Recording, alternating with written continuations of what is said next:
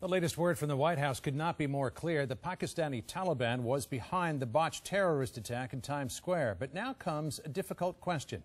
Exactly what is the United States prepared to do about it? Secretary of State Hillary Clinton has dropped hints warning of, quote, severe consequences. The American response would likely include more missile strikes from unmanned predator drones. Just yesterday, U.S. drones killed 10 suspected Pakistani militants. But here's another question. Are the attacks only inflaming the passions of the Taliban and giving them reason to try to hit us again?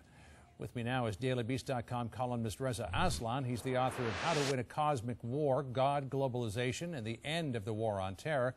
And Brett McGurk with the Council on Foreign Relations. He also served in the National Security Council under Presidents Obama and Bush. Reza, these drone attacks, as we know, they're controlled by people who are a half a world away with joysticks looking at computer screens. It could be construed by some people to be almost like an impersonal video game with deadly, deadly consequences. Is there a danger in taking the human element out of war and literally not facing our enemies? Well, despite the efficacy of these attacks, and I think we can certainly have a debate about that, I think there's no question that we're introducing a whole new ethical concept here when you're right. We have these 19, 20-year-old kids sitting essentially in cubicles in Virginia and Washington playing a real-life video game and destroying entire villages and then going home and having dinner and not having any kind of real human connection, a human element that's missing. And I think if there is going to be a debate about the use of these drones, that's where the debate needs to lie, because this is the future of warfare, John. Well, what's your take, Brett, on the ethical and moral aspect of these drone strikes? Does it matter if you're waging a war from a half a world away on computer screens or whether you've got boots on the ground in country? Is it even a relevant argument?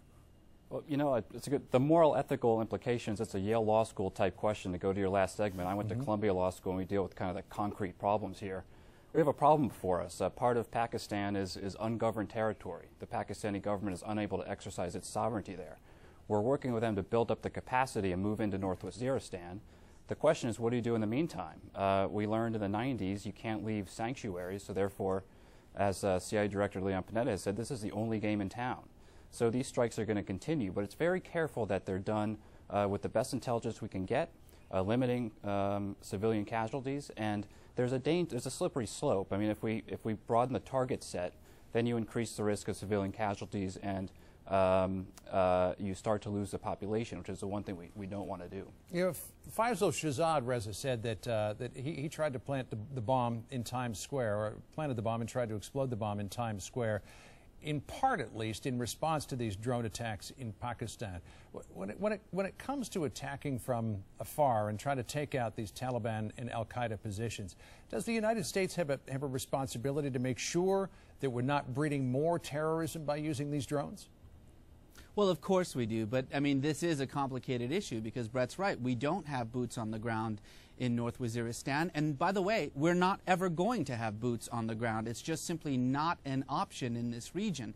So what we really need to do is perhaps get the Pakistani military, and this goes back to what Secretary Clinton was saying over the weekend, to play a much greater role in the offensive against the Taliban. Yes, they've done a marvelous job of attacking them, particularly in South Waziristan, but it's North Waziristan where they are at home and where al-Qaeda is setting up its base, where Osama bin Laden is very likely hold up, and that's something that we're just not going to get the Pakistani military to do it. So what other options do we have except these drone attacks? Brett, in just the past year, President Obama's White House has launched more drone attacks in that area than President Bush did during his entire administration. At the same time, though, the administration refuses to acknowledge that this program is ongoing. I mean, it's no secret that it's ongoing, though. We hear a lot about these attacks.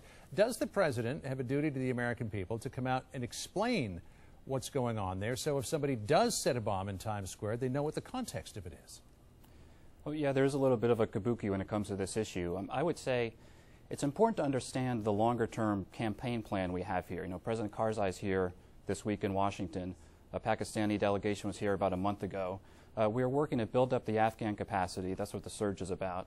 And we're working to build up the capacity of the Pakistani army to eventually go into North Waziristan. And that is the big issue.